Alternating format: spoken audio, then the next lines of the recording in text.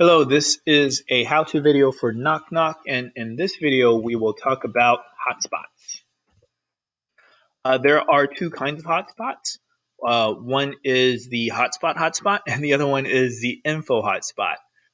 When you're creating links between your panoramas, you want to be using this hotspot. And then when you're creating text like this, you want to be using the info hotspots. Okay? So we're going to link two images together. We're going to link the kitchen image and then also the entrance image. In order to do that, I will select a hotspot here, and I think I'll go with the first one. So once you clicked on that, you'll see the hotspot configuration window open up. And here you can actually pan around to position this hotspot.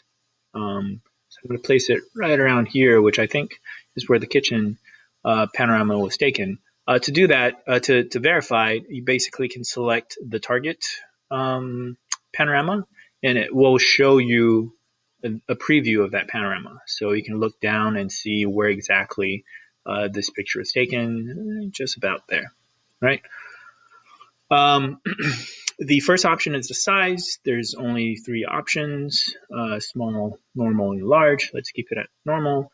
There is the color. You can set your RGB along with opacity. And then you can also click on the color text, and there will be a drop down.